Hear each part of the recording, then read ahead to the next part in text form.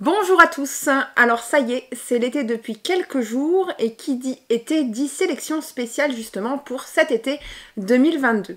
Alors je vous ai préparé une petite sélection de 10 jeux, voilà, un petit top 10 sans forcément qu'il y ait de classement puisque c'est une sélection vraiment très diversifiée. Vous allez retrouver à la fois du jeu d'ambiance, un petit peu de stratégie, du familial, des choses qui sont intergénérationnelles, des jeux pour se faire plaisir cet été, pour emmener en vacances, pour jouer autour des barbecues, autour de la piscine, autour des lieux qu'on aime et avec les gens qu'on aime. Alors tout de suite, on commence. Premier jeu que je vous propose pour égayer votre été. Le premier jeu, c'est une petite boîte d'Antonin Bocora et c'est 0 à 100. C'est une petite boîte ronde et c'est un petit jeu dans lequel vous allez vous mettre, on va dire, à l'épreuve et tester vos petites connaissances, notamment en termes de chiffres, puisque vous allez jouer avec des questions et ce qui est vraiment chouette, c'est qu'il n'y a pas besoin de connaître la réponse, puisqu'on va faire de l'estimation. On va avoir un nombre référence au centre de la table, alors on commence par 50, et ensuite, on va chacun jouer une question, et le but, ça va être de se rapprocher le plus de ce chiffre, puisque la réponse est au dos de la carte, au dos de la question.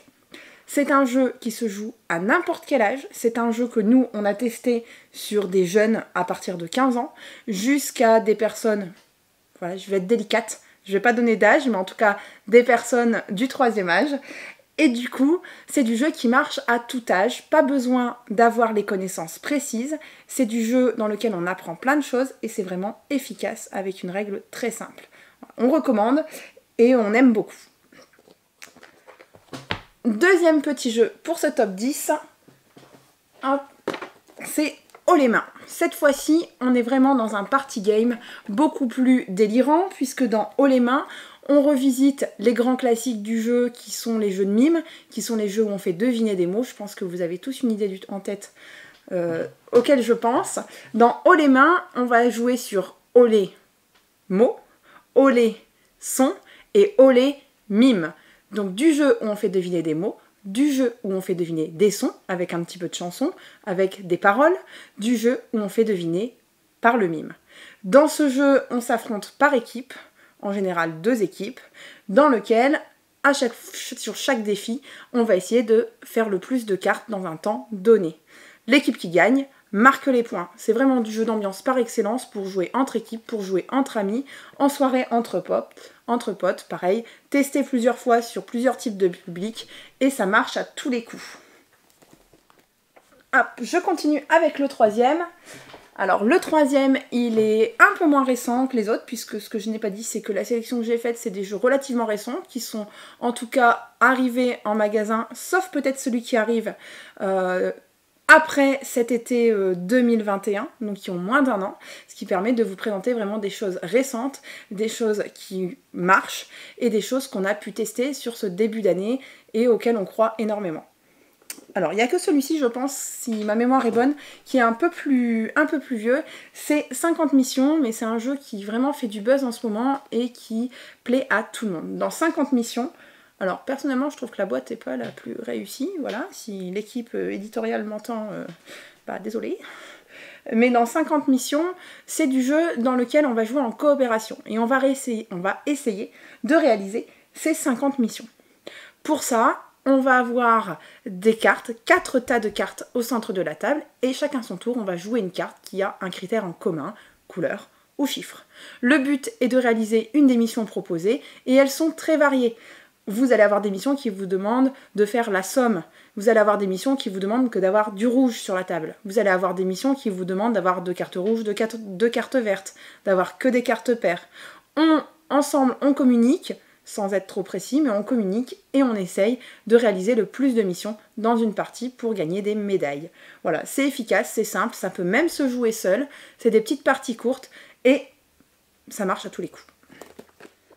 Alors, le quatrième, c'est Sandbox. Sandbox, c'est un jeu délirant. Un jeu dans lequel on va faire deviner des situations grâce à des sons. Un des joueurs va être derrière des lunettes. Il devra donc se repérer à l'oreille pour essayer de deviner les situations. Pendant ce temps-là, tous les autres joueurs qui auront pioché au hasard dans un petit sac un chiffre correspondant à la situation, vont devoir bruiter, puisque c'est pas mimer, c'est pas non plus faire deviner avec des mots, mais vont devoir bruiter cette situation et le joueur derrière les lunettes a quelques secondes pour essayer de deviner quelles sont les situations qui sont en jeu. Les sons se font tous en même temps, donc c'est une véritable cacophonie. C'est vraiment un jeu dans lequel il y a de quoi se marrer complètement, puisque on va à la fois découvrir les sons des autres, il va falloir essayer de faire des sons relativement forts pour qu'on s'entende, mais en même temps le but c'est que le personnage qui est derrière ses lunettes trouve, c'est de la coopération. Donc si je suis trop fort, et c'est ce que j'ai tendance moi à faire des fois, je vais essayer aussi de laisser la place aux autres pour que tout le monde soit entendu. Voilà, un jeu très drôle, très rigolo, c'est aussi agréable d'être derrière les lunettes que de réaliser les bruits, et on est tous ensemble puisqu'on essaye d'arriver en haut de l'échelle. Hop, je continue avec une boîte un petit peu plus grande, voilà, c'est pas le jeu qu'on va mettre dans les valises, jusqu'ici ça passait bien dans la valise, les mains est un peu lourd, son box est un peu plus grand, mais bon, ça passe quand même. Là, celui-là, en fait il est en forme de valise, donc il fait la valise à part entière. C'est le jeu des catapultes. Voilà. C'est un jeu des éditeurs d'Exploding Kitten. C'est un jeu, on reste dans le même esprit délirant, dans lequel on va s'affronter en 2 joueurs pour essayer d'envoyer nos petites balles à travers la bouche du chat. On est l'un contre l'autre et c'est explosif puisque c'est au plus rapide. Le gagnant sera celui soit qui aura réussi à décoller le nez du chat, lui décoller les dents, ou qui aura envoyé les balles jaunes chez l'adversaire. C'est du jeu de catapulte, c'est du jeu drôle, c'est du jeu fun, c'est du jeu à mettre en libre service à la maison, et c'est du jeu qui fait marrer autant les parents que les enfants contre les enfants contre les parents contre les grands-parents. Tout le monde peut participer sur Catapulte, c'est drôle, le matériel est bien fait, c'est vraiment un bon jeu pour cet été, mettre dehors, sur la table de jardin, ça marche à tous les coups. Alors le suivant, il n'est pas tout petit non plus, et puis il est assez lourd, mais c'est un jeu qui a du matériel original puisque c'est Secret Identity. Dans Secret Identity, on revisite tous les jeux où on fait deviner des personnages, où on fait deviner des éléments avec d'autres. Vous savez, les jeux où on fait deviner des mots avec des images, les jeux où on fait deviner des images avec des mots, et ainsi de suite. On a ici un système avec des pictogrammes, puisqu'on va donner des indices grâce à notre carte pictogramme pour faire deviner aux autres joueurs quelle est la personnalité qui se cache derrière notre clé. Chaque joueur va ainsi venir encocher des clés dans les coffres des autres joueurs pour essayer de deviner quel est son personnage secret. Sur les clés, on retrouve les numéros correspondant à chaque personnage. On dévoile ensuite le mystère et on regarde si on a trouvé la bonne réponse. Voilà, c'est un jeu efficace, c'est un jeu qui marche également avec plusieurs personnes, même avec des gens qui ne sont pas très joueurs, et c'est du jeu où on joue également sur l'imagination. Bon, les petits pictogrammes sont très bien faits et permettent vraiment de découvrir l'imaginaire et de se rappeler les différentes attributs de certains personnages ou de certaines personnalités qu'on a pu rencontrer. Ce qui est chouette, c'est qu'en fonction des générations, on n'a des fois pas les mêmes références et du coup ça donne des choses très drôles. Alors, le suivant, c'est un jeu qui est connu principalement sur un autre nom. Alors, nous, on défend beaucoup cette version-là, on la trouve vraiment très chouette, c'est Ilo. Ilo, c'est pratiquement la copie conforme du Scajo qui a explosé en termes de vente depuis maintenant un an et demi. Ilo, c'est pratiquement la même règle, c'est une règle très simple, où j'ai des cartes sur la table, et je vais soit à mon tour piocher pour remplacer la carte, ou si je pioche et que ça me plaît pas, dans ce cas je défausse et je retourne une carte. Le principe du jeu, c'est d'être avec celui avec le moins de points possible sur ces cartes à la fin de la partie. On est pratiquement sur la même règle que ce qu'elle joue. Seulement, ici on va jouer avec des couleurs, et on va jouer avec que 9 cartes. C'est un petit jeu qui reste très familial, qui peut se jouer très bien de 2 jusqu'à 6 joueurs, et qui plaît également à toutes les générations. Voilà, si vous ne savez pas, si vous avez un cadeau à faire cet été, et que vous ne savez pas quoi offrir, et ben partez sur un Ilo, franchement, vous taperez dans le mille, c'est sûr. Ça plaît à tout le monde, et ça devient une vraie valeur sûre. Alors le suivant, il est vraiment dans le même style que Ilo. C'est du jeu pour le même public et c'est du jeu avec des règles très simples également.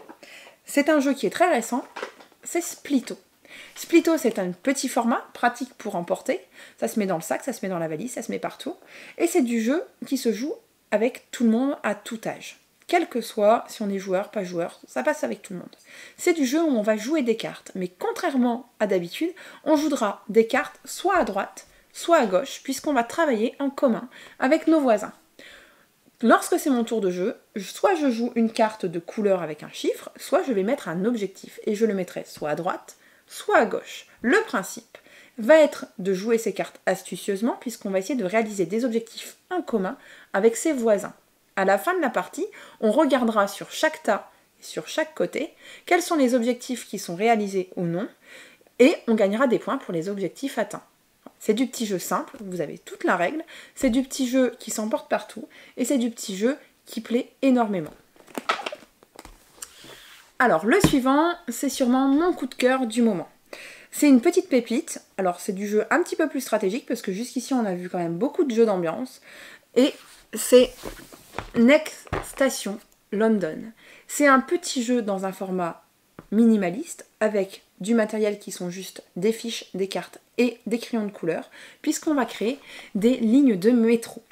On joue sur une carte pratiquement blanche avec des symboles, et on va venir relier des points pour essayer de faire passer nos lignes de métro dans le plus de quartiers possible, en essayant, si on peut également, de découvrir des lieux touristiques, de traverser la Tamise, et si en plus on réalise les objectifs, eh ben c'est tant mieux puisque ça donne des points. C'est du jeu où il va falloir se concentrer un petit peu, où il va falloir essayer de se créer des opportunités, et c'est du jeu où on joue tous en même temps, en simultané. Vraiment, moi franchement j'adhère et je pense que c'est une des plus belles sorties de cette début d'année. Allez, on termine avec un dernier un peu plus familial pour essayer d'intégrer un peu plus les enfants. C'est un jeu où quand je l'ai découvert, j'ai rigolé toute la partie. Il y a énormément de rebondissements. Mais c'est une grosse boîte. C'est Toucan Do It. Dans Toucan Do It, on va jouer des petits toucans qui vont essayer de récupérer des tuiles. Seulement pour récupérer ces tuiles, attention, elles ne sont pas toujours intéressantes, il faudra être seul sur sa case au moment où on s'en va.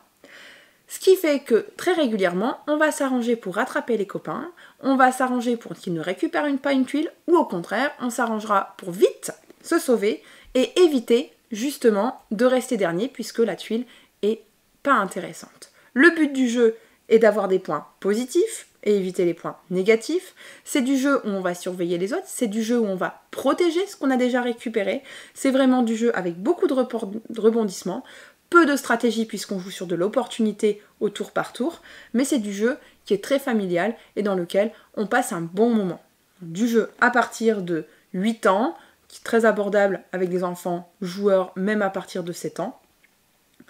Un jeu pour toute la famille qui se joue, alors pas forcément, mais je dirais à partir de 3, 4, jusqu'à 6 joueurs.